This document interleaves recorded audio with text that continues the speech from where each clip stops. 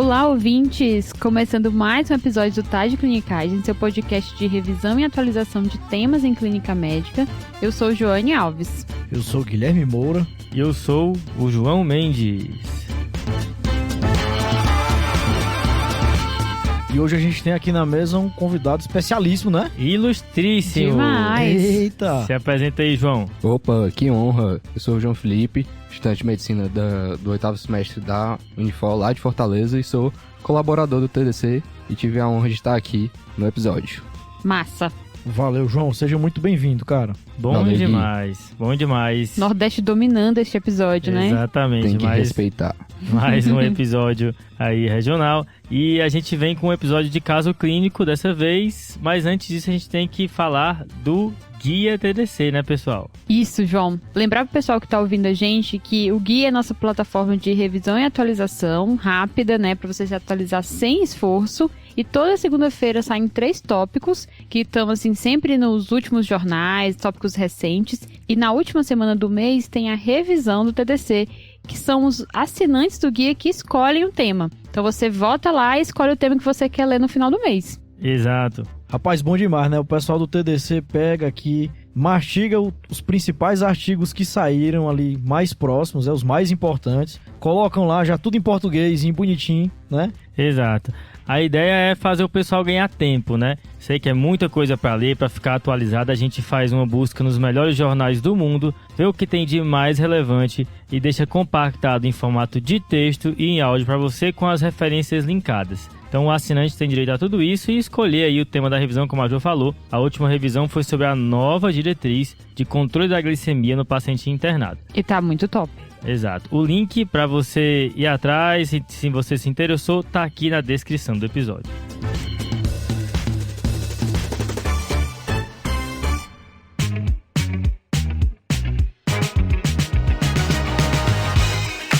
Então, pessoal, esse é mais um episódio de caso clínico aqui do TDC, tá? E a grande Joane que vai trazer esse caso pra gente. E só lembrando que nesses episódios de caso clínico do TDC, quem está participando não sabe o desfecho do caso. A gente só sabe o tema. A gente sabe que o tema é insuficiência cardíaca. Mas, com o decorrer do episódio, a Joane vai dando as pistas pra gente tentar chegar a um diagnóstico. E lembrando que o importante não é você acertar, é o raciocínio clínico. Então você vai parando conforme as informações forem dadas e vai pensando junto com a gente. Exato, Jô. Você dividiu o caso em quantas partes, mais ou menos? Então, pessoal, vão ser 3 partes, né? Uma parte inicial com a anamnese e exame físico, um segundo bloco com os exames complementares e o terceiro bloco que é o fechamento, né? Que é o diagnóstico dessa paciente. Show de bola. Vamos começar, Jô? Vamos.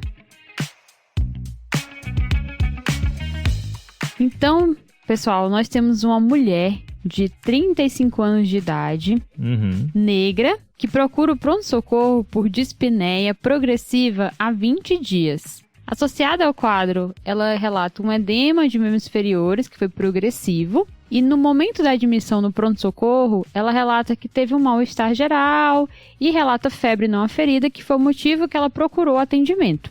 Ok. Beleza, Jô. De antecedentes, ela não tem nenhuma comorbidade, tem história obstétrica de 3 gestações, com 2 partos vaginais e um aborto. O último parto foi há 1 ano, sem nenhuma complicação. Ela tem um ciclo menstrual irregular, sem nenhuma outra alteração. Tem antecedente de uma colestectomia há 1 ano. E de história familiar, nada que seja importante e relevante.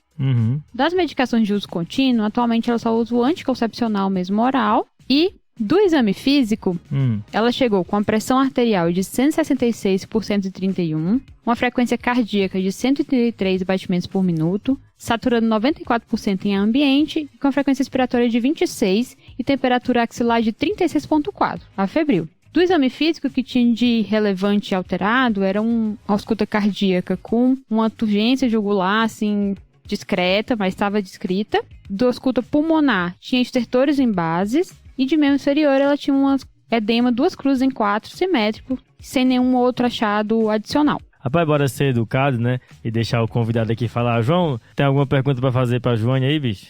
Claro. Joane, primeiro eu queria perguntar se essa dispneia dela tem alguma posição específica, sabe? Tem? Ela quando ela tá em pé, quando ela tá deitada, e aí? João, ela nega qualquer mudança assim com o decúbito. A gente perguntou especificamente dispneia paroxística noturna e ela negou. Tá. Lembrar que tem 2 Joões aqui na mesa, né? Tem Exato. o João Felipe e o João Mendes. E o João Mendes. O João Mas Mendes o- é o da cachaça.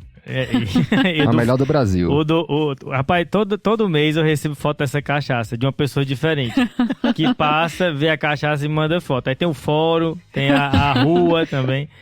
Mas eu acho que o João foi numa direção legal, né? Que é procurar sintomas mais específicos de insuficiência cardíaca, né? Porque ter dispneia é uma coisa muito ampla, óbvio que direciona para insuficiência cardíaca. Dispneia é sempre aquela dualidade, né? Será que é o coração, será que é o pulmão? Mas quando tem esse componente posicional, né? Fala mais a favor de causas cardíacas. Exatamente, João. E aí, lembrando, pessoal, que existem uns critérios clínicos, né? Os critérios, famosos critérios de Framingham para o diagnóstico. O diagnóstico clínico, lógico que hoje em dia não é só isso, mas é uma coisa que direciona muito. Então, dos critérios de Framingham, a gente tem 2 maiores, né? Se eu tiver 2 critérios maiores, eu fecho o diagnóstico clínico. E se eu tiver um maior e 2 menores, né? Beleza. Essa paciente, pessoal, ela tem o quê? Ela tem de critérios maiores, tem turgência de jugular e ela tem estertores em bases. Então ela já tem 2 critérios maiores. Além disso, ela tem edema de membros inferiores, certo? Boa. E aí, o que acontece? Isso é até um toque pro ouvinte. O paciente chega com dispneia pra você, isso é mais isso é mais feeling de hospital, pessoal, assim, de prática. O paciente chega pra você com dispneia, você olha a jugular dele, tá túrgida. Pense em alguma causa cardíaca, entendeu? Porque, geralmente, as causas pulmonares não fazem essa turgência de jugular. Entendeu? Então essa paciente, ela preenche aqui 2 critérios maiores e um critério menor dos de Framingham. Então clinicamente a gente pensa numa insuficiência cardíaca. Boa, Gui, acho que não precisa decorar critério, né? A gente sempre fala isso. Você levanta a suspeita clínica com qualquer sintoma atribuível a IC e se passou pela sua cabeça como hipótese, você vai lá, abre os critérios e vê quantos se aplicam. Lembrar que também tem critério com exame complementar, como por exemplo o raio-x, né? Mas você desconfiou de IC, vale a pena lançar mão desses critérios. Agora, uma grande questão também no paciente que tem suspeita de insuficiência cardíaca no pronto-socorro é saber se essa insuficiência cardíaca ela é uma insuficiência cardíaca nova ou a pessoa já tinha uma doença cardíaca, ela só agudizou, né? É uma crônica agudizada. Exato. E aí, Jô, eu queria perguntar o seguinte, nessa colecistectomia foi tudo bem? Segundo a paciente, sim, sem nenhuma intercorrência. Não teve intercorrência? Isso Não. Foi há 1 ano. Isso. Jô, e uma outra coisa interessante que eu queria te perguntar é assim, essa paciente, ela teve um parto há 1 ano. Isso. Pois é. E durante o pré-natal são aferidas pressões, né? E são feitos alguns exames básicos, não é isso? Sim. E pelo que tu falou, ela chegou com pressão de 160 com a diastólica de 130. Existe alguma informação da aferição de pressão dessa paciente no pré-natal? Não, Guilherme, ela nega, diz que não tomava nenhuma medicação exceto anticoncepcional, então ela não tem nenhum outro diagnóstico. Entendi. Parece que é um quadro novo mesmo, Quadro né? novo, exato. Isso é importante de valorizar. Eu acho que avançando ainda mais na anamnese, né? Existem causas de insuficiência cardíaca que são comuns no mundo inteiro, como doença coronariana, como hipertensão. Mas no contexto brasileiro, doença de Chagas é algo também bem importante de marcar. Então, Jô, ela nasceu onde, essa paciente? Ela é natural e procedente de São Paulo, capital. Tá, sempre morou aqui em São Paulo. Isso. Fez alguma viagem recente? Também não, João. Ela nega qualquer saída da cidade nos últimos 5 anos. João, uma outra coisa que eu queria te perguntar. Ela não chegou com febre, mas você colocou que ela teve uma febre não aferida. Associado a esses sintomas, né? Associado a essa febre, tinha algum outro sintoma? Sintoma respiratório, sintoma gastrointestinal? Tinha alguma outra coisa? Gui, ela conta de uma dor torácica ventilatória dependente, tá? Que também é recente, ela não conseguiu caracterizar quantos dias iniciaram esse quadro. E aí, há 10 dias, ela teve uma perda ponderal que ela estima de por volta de 11 quilos. Ela teve uma perda ponderal de 11 quilos há 10 dias. Isso, nos últimos 10 dias. Nos últimos 10 dias. Tá bom. Escondeu essa doutorácica aí, hein? Exato. Escondeu. Dando uma de Fred. E quando ela chegou, Jô, no pronto-socorro, ela tinha doutorácica? Não, ela negava. Não tinha mais. Tá. E sintoma respiratório? Negou tosse, negou mialgia, odinofagia, negou qualquer outro sintoma assim, sistêmico. Acho que é importante, né, isso que o Gui levantou, pessoal, que quando a gente combina insuficiência cardíaca nova com um quadro inflamatório, que é o que essa febre nos faz pensar, surgem algumas possibilidades, né? A primeira delas é uma doença inflamatória do próprio coração, uma miocardite. Será que essa paciente não está passando por isso? Isso é uma primeira hipótese. Segunda hipótese, será que ela não tem uma endocardite, que é outro cenário em que você tem uma síndrome inflamatória com uma síndrome de insuficiência cardíaca nova? Então são coisas que ficam aqui rondando as nossas possibilidades e é algo que já abre um pouco o pensamento para causas não tão comuns, uma vez que as doenças comuns que causam insuficiência cardíaca, como coronária, como hipertensão, não explicariam por si só um quadro de febre, a não ser que ela tenha uma doença em cima da outra. Por exemplo, já tinha um quadro de miocardiopatia e uma infecção foi lá e descompensou. Exato. Tinha uma miocardiopatia desconhecida, né? Exato, então. O que não é raro, né? O paciente vem com a miocardiopatia ali meio que compensada, no limiar de romper o horizonte clínico, tem uma intercorrência infecciosa e abre uma clínica de IC. Perfeito. E aí, João, uma coisa interessante que a Joane falou, Joane Alves, ela tá tentando, né? Tá tentando driblar a gente aqui, Ela viu? tá Eu tô tentando driblar a sentindo, gente. a mal intencionada. Parece que ela adquiriu o espírito do Fred, viu? Eu acho. Eita, O Fred, eita. ele é contagioso. Exatamente. Então, o que ela colocou que a paciente usa é o quê? Anticoncepcional. Uhum. Né? Então, a gente sabe que em alguns pacientes que têm predisposição, o anticoncepcional pode desencadear uma trombose, né? Eventos trombóticos, tromboembólicos. E aí, o que acontece? A paciente teve uma dor torácica ventilatório dependente, Uhum. que é a característica de uma dor torácica do tromboembolismo pulmonar, né? Sim. E aí vem a pergunta, Jô, no exame físico das pernas, o edema era simétrico? Tinha algum empastamento? Tinha alguma outra coisa que chamava atenção? Não, Gui, não tinha sinal de empastamento, tá? Tá bom, beleza. Lembrar que o TEP é uma hipótese interessante, agora não explicaria essa síndrome de parênquima, né? Que ela tem estertor bilateral. Uma coisa que pode estar também gerando um pouco de dúvida é, poxa, a gente está falando que ela talvez tenha uma insuficiência cardíaca nova, né? Sim. Mas ela perdeu peso. E na insuficiência cardíaca, em geral, a pessoa ganha peso por retenção de volume, né? Retenção de líquido, exato. Mas é interessante marcar que insuficiência cardíaca nova, às vezes não dá tempo da pessoa ganhar peso. Ela faz edema principalmente pulmonar e não dá tempo de ter ganho de peso expressivo, como acontece em miocardiopatias mais crônicas e que o paciente vai cronicamente acumulando volume, tem mais derrame cavitário, coisa que ela não parece ter pelo exame físico, então deve ser um quadro bem novo mesmo. Exatamente. João, em relação a isso que você falou, eu achei bem interessante. Por exemplo, o TEP é uma possibilidade baixa? É uma possibilidade baixa. Mas assim, a gente tá falando só pela dor ventilatória dependente, entendeu? Agora, uma coisa que você tem que levar pra vida também, que eu acho interessante o ouvinte saber, é isso que você disse. Quando o paciente tem um tromboembolismo pulmonar, pense que ele vai comprometer o ventrículo direito e que o pulmão dele vai estar limpo. Então, você não vai encontrar um paciente com edema de pulmão ou um paciente com estertor em base pulmonar, sendo que o TEP acomete circulação direita e não esquerda, tá? Boa. Agora, uma outra coisa que a gente poderia pensar nesse caso é miocardiopatia periparto, né? Miocardiopatia periparto acomete mais mulheres afrodescendentes, né? Que é o caso dela, e multíparas, né? Ela teve 3 gestações. Isso. Só que tem um detalhe, geralmente, quando é para acontecer miocardiopatia periparto, o paciente evolui com insuficiência cardíaca, acontece até 5 meses após o parto, ela já tem 1 ano, né? Sim. É meio que uma possibilidade que cai por terra, que não é muito, não chega a ser uma possibilidade mais importante, mas é só pro ouvinte ficar ligado. Se chegar uma paciente com essas características, que tiver tido um parto há menos de 5 meses, levanta essa bola aí que pode ser uma possibilidade. Exato. E outra coisa também que chama a atenção nesse caso, né? Até um termo que vem caindo em desuso, né? Mas ela pode estar tendo uma crise hipertensiva como causa aí de disfunção orgânica, né? Ela está com a pressão arterial diastólica expressivamente alta, né? 130 nessa medição. Ela tem sinais de insuficiência cardíaca aguda. A gente pode encarar essa paciente, por um lado, como uma crise hipertensiva, né? E outro fato que deixa um pouco incomodada essa pressão é justamente o que você levantou, que no pré-natal dela, há pouco tempo, ela não era hipertensa. Então, será que não é uma causa secundária de hipertensão evoluindo com gravidade, levando à disfunção orgânica? Exato. Aí, nesse caso, a disfunção orgânica é justamente o coração, né? Exato. E muitas vezes quem sofre junto na brincadeira também é o rim, sempre ele, que é o primeiro a abrir, né?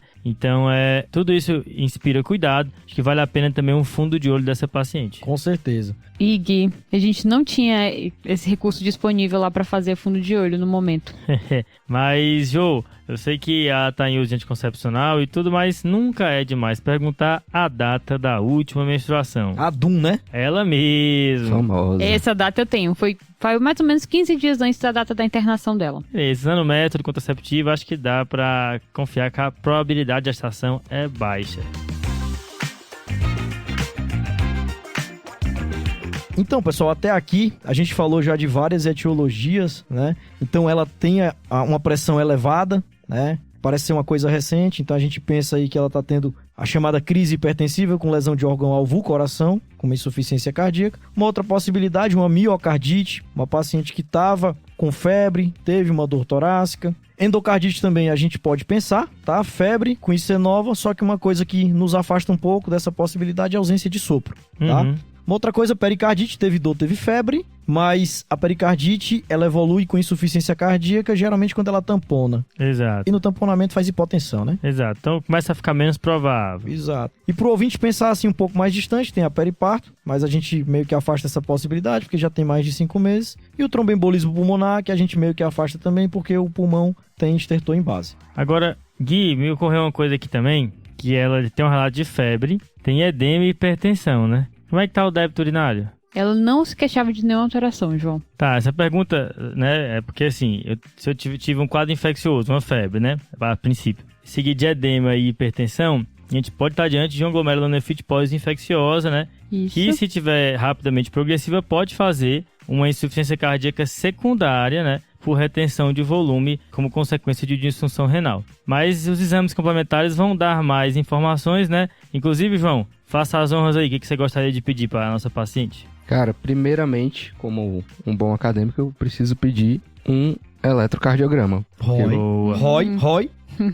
Pra agradar o Guilherme, né? Tem que agradar, cara. Exatamente. E assim, primeiro a gente não tá nas nossas hipóteses, mas tem que excluir aquele infarto, né? Pra ficar seguro, pra não matar o chefe do plantão. Boa, João, até mesmo porque, assim, pessoal, a principal causa de insuficiência cardíaca no mundo, de um modo geral, são as síndromes coronarianas. É lógico que ela tem 35 anos de idade, é uma possibilidade que já cai bastante, mas lembrar que existem as coronárias anômalas, Sim. tá? E em pacientes jovens, sempre pensar também em uso de, especialmente, cocaína. Exato. Trombose coronariana pode acontecer, né? Nem sempre aterosclerose. E nas pacientes gestantes, lembrar da dissecção de coronária, que é mais prevalente nessa população. Perfeito. Além disso, tem que lembrar, assim, não é o caso da nossa paciente, mas uma arritmia pode ser o fator precipitante do quadro da paciente. Ela já tem um quadro mais crônico, né? Aí teve uma arritmia, precipitou o episódio. Rapaz, o João agora lembrou uma coisa que a gente esqueceu, viu? Taquicardiomiopatia. Exato. Chegou com frequência cardíaca de 136, né? Eu até falei no outro episódio que eu já vi uma paciente com insuficiência cardíaca no ambulatório de insuficiência cardíaca por uso de Berotec. Paciente era asmática, usava muito Berotec na infância. Inclusive, quem é assinante do guia já tá por dentro, aí temos um tópico lá, inclusive um dos mais vistos, do uso de beta-agonistas de curta ação e na asma, né? A gente tem visto uma mudança importante no tratamento de asma nos últimos anos, então quem é assinante já conferiu lá as evidências por trás dessa tendência. Mas o eletro pode mostrar muitas coisas, né? Tem muitas alterações que o eletro pode mostrar. Agora, um grande valor também na suspeita de insuficiência cardíaca é quando o eletro vem normal, né, Gui? Exatamente, João. Quando o eletro vem normal, aí complica, porque um eletro normal, num quadro sugestivo de insuficiência cardíaca, a gente tem um valor preditivo negativo muito grande para dizer que não é alguma coisa cardíaca que está acontecendo ali, entendeu? Geralmente, nas insuficiências cardíacas, você vai ter alguma alteração eletrocardiográfica. Beleza, então bem importante. Se tá pensando em ser, faz um eletro ali na beira do leito, é um exame que sai rápido, né? Então ele já te dá muita informação. É o exame mais importante da medicina. É barato e a gente tem muitas informações. Sem clubismo, sem clubismo. Falando nisso, o Gui me lembrou também do BNP, que também é um exame que, quando vem normal, ajuda bastante a excluir causas cardíacas. Inclusive, nós temos um episódio de Bolos com a Joane falando sobre o BNP. Olha só o colaborador puxando o saco de Joane Alves, mas realmente... Tem que ser a patroa. É verdade, aí a carisma é muito grande. Mas, Gui, tem um bloco, né, de exames assim que são pertinentes em toda a insuficiência cardíaca que a gente diagnostica, né? Acho que é importante a gente ter mais ou menos em mente que existe esse pacotão aí, né? Existem exames adicionais, mas o que é o núcleo, assim, o que eu sempre vou ter que pedir? E aqui, para organizar o nosso raciocínio, a gente tem 3 exames de imagem e 4 categorias de exames sanguíneos, tá? Manda bala nos de imagem aí. Pois é, então a gente tem o eletrocardiograma, muito bem lembrado pelo João Felipe, o raio-x de tórax, e o ecocardiograma. Tá, isso então, Gui, é pra todo mundo que tem insuficiência cardíaca nova,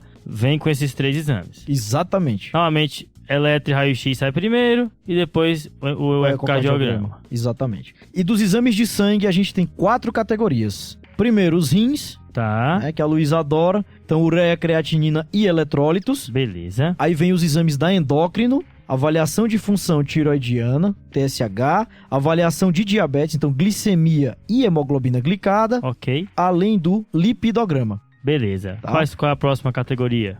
Do coração, a gente tá falando do coração, tem que ter um do sangue dele também. Que seria, NT-proBNP ou BNP, finalizando então com... hemato, que a gente tem a cinética do ferro, e o velho e bom hemograma, que não se nega a ninguém. Esse é um exame fantástico. Então, beleza.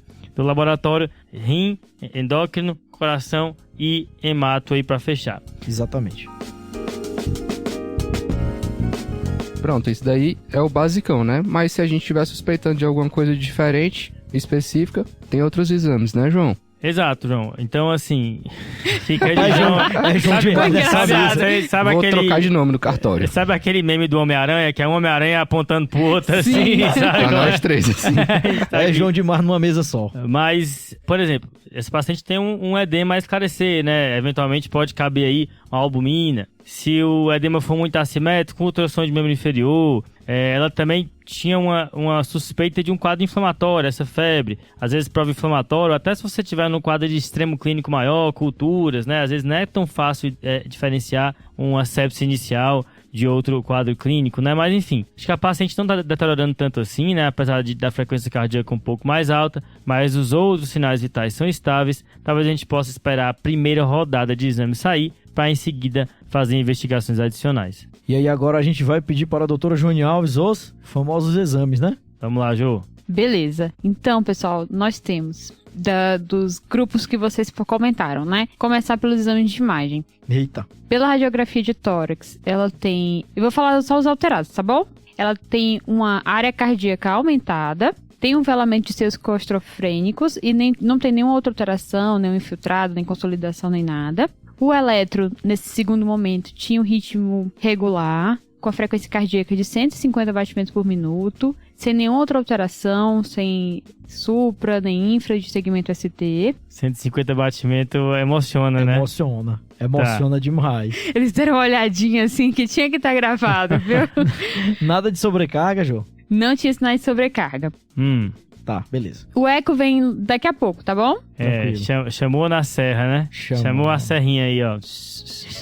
Vai. De exames laboratoriais, ela tinha um HB da entrada de 6,8. Rapaz. Normo, tá? Tinha uma creatinina de 1,6 com ureia de 57, eletrólitos normais. Glicemia de jejum, hemoglobina glicada, TSH, lipidograma sem alterações. E cinética do ferro a gente pediu também, não saiu agora. Vocês querem logo? Assim, essa cinética do ferro é pensando em hemocromatose, né? Exato. Mas lembrar que as mulheres costumam ter hemocromatose mais tarde do que os homens por conta da menstruação. Então, assim, nessa década da vida dela é pouco provável. Esperaria outros comemorativos também, mas enfim, pode entregar logo aí, Ju.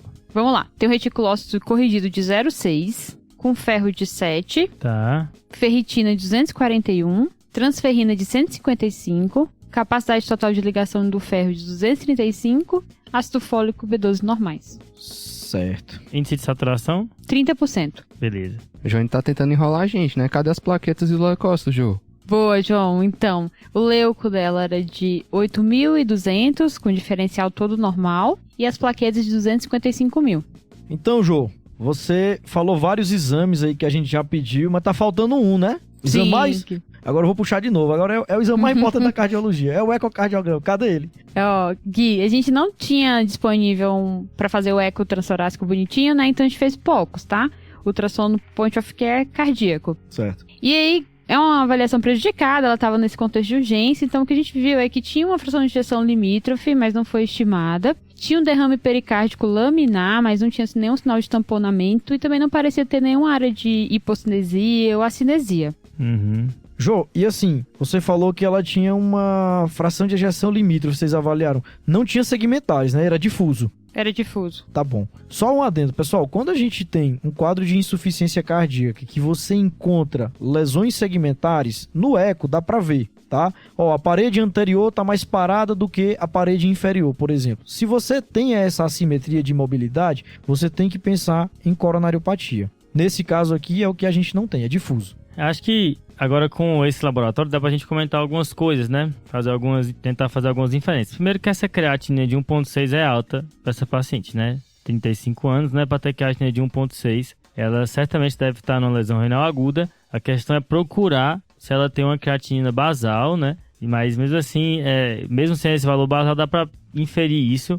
Então, uma urina 1 seria interessante aqui nesse contexto. Acho que acrescentar e uma imagem dos rins também. Como o João fala, né? É a biópsia líquida do rim. Biópsia líquida, Urina a frase que roubou da doutora Patrícia da nefrologia. Um abraço. Essa cinética do ferro, assim, se por um lado ela não sugere anemia ferropriva, já que a ferritina é mais alta, índice de saturação também, por outro lado também não indica tanto hemocromatose, que é uma possibilidade nos pacientes com insuficiência cardíaca, né, a esclarecer, porque numa mulher antes da menopausa, a gente pensa no índice de saturação aí maior do que 45%, uma ferritina maior do que 200, que não é o caso dela. Mas ainda nessa seara hematológica, Jô, a gente tem dados da história familiar dessa paciente, pai e mãe? Sim, João. Ela conta que a mãe tem um diagnóstico de DPLC estabelecido e que o pai é hipertenso. Irmãos? Nenhuma comorbidade. E os filhos? Também ela negou. Tá. Tem algumas coisas, né, Gui? Eu acho que a gente pensou parecido aqui. É uma paciente que tem uma anemia importante, afrodescendente, já teve uma colecistectomia. O eletro dela mostra um ataque cardíaco sem alterações mais adicionais no eletrocardiograma. Talvez não parece ter tantos sinais de miocardiopatia assim. Uma das possibilidades, né, é que seja um alto débito aqui, né? E nesse contexto ela pode ter uma doença falciforme, né? É algo a se pensar. Importante também perguntar para ela exames passados, ver se essa hemoglobina dela sempre foi mais baixa desse jeito, que às vezes o paciente, assim, acha que o basal dele tá normal, né? Tem uma anemiazinha, mas não sinto nada, né? Descarta, não conta pra gente, então sempre bom perguntar isso. Exatamente, João. O paciente que tem uma doença falciforme, ele pode funcionar dessa forma, né? O paciente tem uma hemoglobina basal mais baixa, só que quando ele exacerba, quando ele tem um coro anêmico por algum motivo, que pode ser uma infecção ou qualquer outro motivo, a hemoglobina baixa mais e ele fica sintomático, né? Agora, uma coisa, João, que chamou a atenção foi a cardiomegalia do raio-x, né? E uma outra coisa é o POCUS com a função cardíaca limítrofe. Isso chama a atenção, né? De todo modo, assim, essa paciente tem uma anemia importante. O reticulócito, o absoluto era quanto, hein, Jô? 14 mil, João. Tá, né? Nossa. Coerente com o valor corrigido também, né? Com a porcentagem, 0,6. Anemia hiperproliferativa, que, assim, é estranho, né? Uma paciente que não tem o perfil do ferro que sugere deficiência, o que também seria estranho para anemia hemolítica, seja ela qual for a natureza, né? A não ser que ela esteja combinando situações, né? Uma deficiência de ferro com anemia hemolítica, coisa nesse sentido. Mas, de todo modo, a anemia hiperproliferativa, né? Que não parece ser deficiência vitamínica, uma paciente que deve estar inflamada, a anemia da doença crônica é uma possibilidade. Agora, eu acho que um Cumbis aqui faz sentido, até porque existe a possibilidade de ser uma doença autoimune e isso pode nos ajudar a fortalecer essa hipótese. Boa. Show demais, João. E a gente falou tanto de coração, e aí o BNP, que a gente tanto comentou. João escondeu de novo outro exame. Não, rapaz, vocês ficaram tão empolgados aí na hemato que agora chegou o momento do BNP. O resultado dela é 22 mil. Apenas. Esse aí é um BNP que dá pra dividir pra 22 pessoas e ainda fica alto, né? Respeite, exatamente. Sim. E lembrando, pessoal, que como o João, colaborador, já falou... Esses exames, o BNP e o NT-proBNP, eles são muito bons para excluir insuficiência cardíaca. Então, se eles vêm negativos, o valor preditivo negativo é muito alto, tá? E lembrando daquela velha diferença do BNP para o NT-proBNP. Para os pacientes que usam sacubitril com valsartana, você tem que pedir o NT-proBNP, tá? Boa. Porque essas medicações, elas influenciam no BNP dos pacientes. E a gente sabe que são medicações muito usadas justamente na insuficiência cardíaca. Rapaz, vou falar pro meu chefe pra me passar de inteligente. Valeu, Gui. Boa. Rapaz, e esse Cumbis que o João pediu, tá pensando em coisa autoimune? Né? Acho que juntando com a epidemiologia, mulher jovem, negra, né? e ainda mais com outros comemorativos, eu acho que um lúpus seria uma hipótese que cabe aí, não, João? Cara, assim, tem lesão renal, tem acometimento da lesão cavitária, né? Tem um derrame pleural. Tá com cara de lúpus, sim. É interessante como o caso começou, né? A doutora Jônio Alves incorporou o espírito do doutor Frederico, do Fred.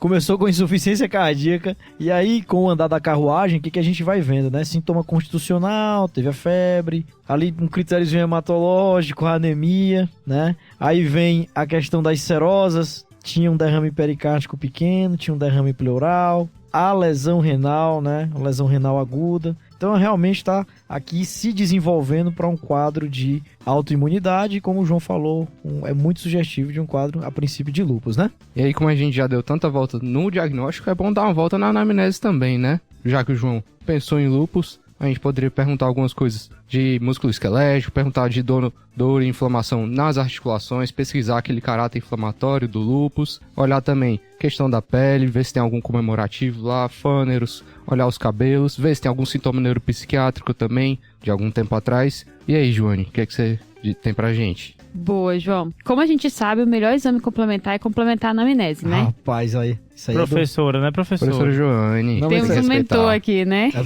é do dono da cachaça, João Mendes, essa frase. Exato. Aprendi lá no Ceará. E o ponto legal que vocês seguiram a mesma linha de raciocínio que foi realizada no momento da investigação desse caso, tá? Então, tudo que a gente passou não foi à toa. Foi o momento que a gente teve esse dado. Então, em relação às suas perguntas, os cabelos eram frágeis, mais fracos, ressecados, mas não tinha nenhuma área de alopécia, não tinha histórico, nem era por ser observado no exame físico racho, alguma alteração cutânea, também não tinha alteração de mucosa oral, negava qualquer sintoma neuropsiquiátrico prévio e na internação também não apresentou nenhum sintoma. Tá certo, Jô. Mas não engane, não. E o critério e as articulações? Esse sim chamava a atenção, Gui. Ela tinha um histórico anterior de artrite com rigidez matinal. Ela não estava no momento da internação, isso apareceu um pouquinho depois, mas antes desse período de 20 dias ela relatou um quadro semelhante, era um quadro recorrente, porém ela nunca procurou atendimento médico por conta desse motivo. Entendi, Jô. Agora, né, tem que parafrasear o molejão na dança da vassoura. Ô menininha, eu sou seu fã. Eu sou seu fã. Muito Cara, bem. o cara inventou isso agora, eu não acredito. Genial. Não, eu não acredito que o cara inventou isso agora. Menininha, eu sou seu fã, a melô da reumatologia, né? Muito Então, bem. Isso, inclusive, a gente fala no episódio de fã. Essa melô, inclusive, a gente fala no nosso episódio 69, só de fã, com o glorioso João Vitor. Excelente, foi muito bom gravar esse episódio. Mas eu acho que aqui a gente tem que seguir uma linha de investigação para a principal hipótese etiológica, que é lúpus, mas prosseguir a investigação sindrômica, que é a insuficiência cardíaca nova, né? Certo. Ainda falta da investigação da síndrome de insuficiência cardíaca o eco, porque aqui ele vai definir a fração de ejeção, que é uma coisa que vai ser um grande divisor de águas na condução dessa paciente. E na investigação da etiologia provável, que é lúpus, a gente tem que pedir os autoanticorpos, né, que vão montar aí critérios pra gente, anti-DNA, tem que pedir, o próprio como que a gente vai falou, o FAM, complemento e coisas nesse sentido, vão vir agora para selar a hipótese. Além disso, o exame de urina que o João pediu vai ajudar a gente bastante agora. Estamos mais ansiosos ainda para ele. Pensando na nefrite, né? Exatamente. Na nefrite. E assim, pessoal, já que a gente está num episódio de insuficiência cardíaca, eu acho que vale a pena a gente sumarizar de forma bem resumida o que o ecocardiograma pode nos ajudar nesses quadros. Tá? Beleza, Gui. Porque normalmente o pessoal para só na fração de ejeção, né? Mas o eco é muito mais do que isso. Então, de uma forma resumida, o ecocardiograma ele traz muitas informações para o paciente com insuficiência cardíaca. Então, a primeira coisa que a gente vai ver é justamente a fração de ejeção. Beleza. Tá? Porque a fração de ejeção, se ela for menor do que 40%, a gente vai entrar naquele capítulo de insuficiência cardíaca com fração de ejeção reduzida, que existe toda uma evidência, né? Todo um tratamento para esse tipo de paciente. Tem toda uma sequência de medicações aqui. Inclusive, a gente tem um episódio sobre isso, né? De insuficiência cardíaca no ambulatório. Episódio número 87 com o glorioso doutor José Carlos. Exatamente. Beleza, Gui. Mas eu acho que até essa parte da fração de ejeção, muita gente vai, né? A questão é depois disso, assim, como é que a gente consegue organizar o pensamento para avaliar o eco além da fração de ejeção? Então, quem está olhando um laudo ecocardiográfico de forma fácil e resumida, João, eu diria que tem que olhar mais 5 coisinhas.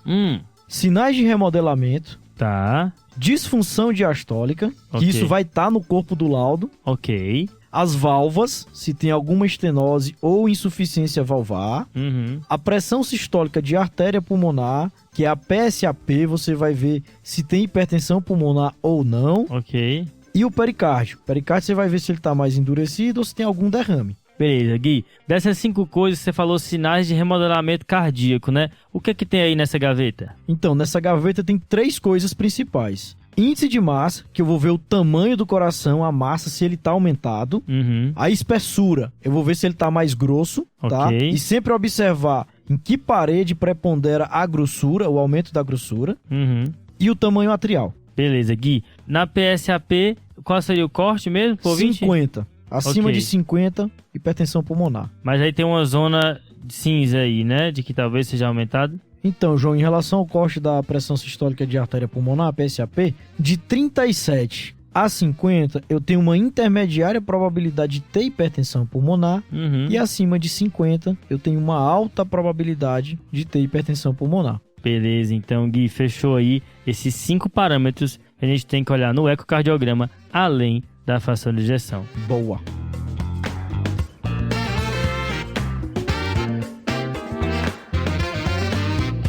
Vamos lá, doutora Joane Alves. Será que a gente foi, errou? Como é que tá? Então, meninos, o FAM veio nuclear pontilhado fino maior que 1 para 1280. Ô, menininha, eu rapaz. sou seu fã, né? Exato. Então, com anti-RNP de maior que 240, anti-SM maior que 287, anti-Rho positivo e anti-LA negativo. Tinha um C3 54, estava consumido, e um C4 de 8, também consumido. A urina 1. Urina 1 tinha proteinúria, uma cruz, tinha numerosas células, tinha cristais de oxalato e nenhum outro achado. O CUMS era negativo, Certo. tinha um DHL de 231 com aptoglobina normal, bilirrubina total de 0,7. Doença Então, nesse normal. caso, só para frisar, né, o lúpus ele pode fazer vários espectros de anemia, a hemolítica é uma delas, só que aqui a gente tem uma anemia hipoproliferativa e a anemia hemolítica é hiperproliferativa, né? A gente tem aqui 14 mil reticulócitos só, então aí uma É, anemia hipoproliferativa, Doença crônica, uma né? anemia de doença crônica que é um dos espectros que o lúpus pode fazer.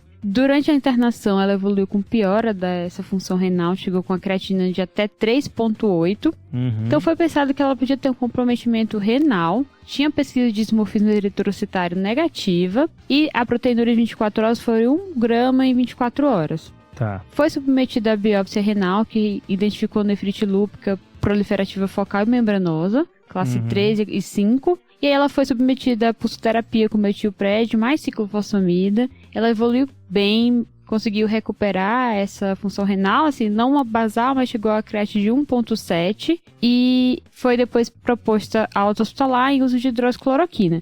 Nesse último momento, ela fez o eco, Gui, que ela já Pronto. estava em outro serviço. Ia perguntar isso. Pronto, o eco tinha fração de injeção de 66% e não tinha mais nenhuma outra alteração. Nenhum dos pontos que você citou anteriormente. Beleza. É um caso aí que, né, a gente rodou por várias especialidades aí pra chegar. Completíssimo. Queria lembrar que, nesse caso, foi falado aqui já a causa da insuficiência cardíaca do nosso outro caso de insuficiência cardíaca.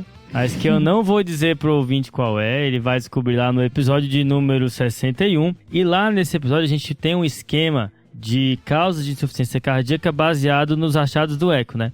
Isso. Então, se você quiser checar esse esquema diagnóstico, vai lá nesse episódio e complementa também ouvindo esse até o final, que a gente trouxe outras informações. Boa, João. Muito bem. Show demais, João. Rapaz, agora sim, eu acho que todo caso do TDC eu não vou mais nem escutar não, eu vou chutar lúpus. Não, nem vem, pô. Vou fazer Ah, um eu só lembro- lupus check. Eu Contar só quantos lembro episódios de lupus tem. de mais um caso de lúpus, TDC. Não lembro, além desse, teve outro. Ah, não. E lembrando que o TDC tem 3 casos clínicos já que são lúpus, né?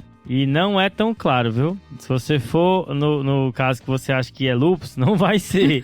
Então, como Quando você esse, menos ninguém, espera. como esse, ninguém achava que era, Quem né? descobrir, manda inbox aí pra gente. Estamos esperando. Dentre esses 140, hoje fechando 148 episódios, quais são os 3 episódios que foram de lúpus? É mais ou menos um caso de lúpus a cada 50 episódios, né? É. a taxa? Pouquinha coisa, ainda bem. É.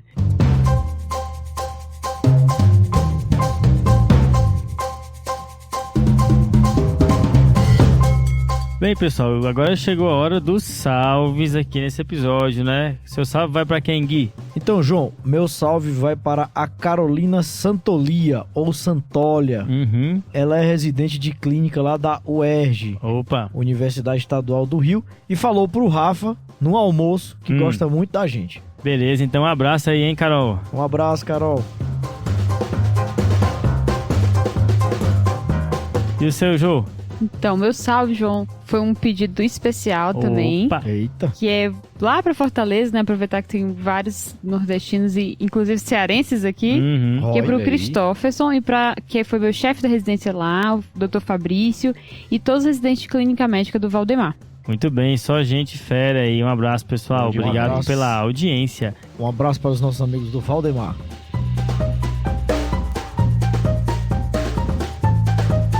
E o meu salve vai para Juliana Saran, residente Eita. de clínica médica lá do Hospital das Clínicas da USP, ouvinte nossa também, que comprovou que está em dia Sim. com vontade de clinicagem, ouvindo todos os episódios. Muito obrigado pela audiência. Ela fez questão de me mostrar todo o aplicativo lá com todos os episódios reproduzidos, viu? Massa demais, Um massa abraço, demais. Ju. Valeu, Juliana, um abraço.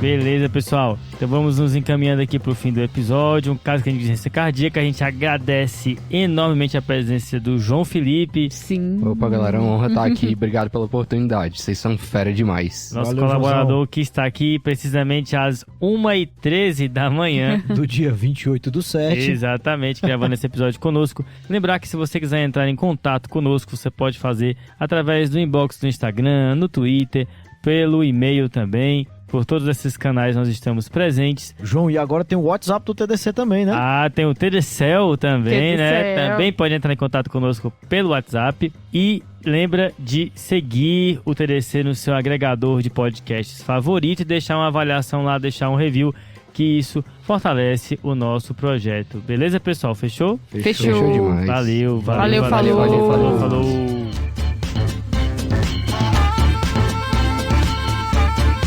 Esse podcast tem como objetivo educação médica. Não utilize como recomendação. Para isso, procure o seu médico.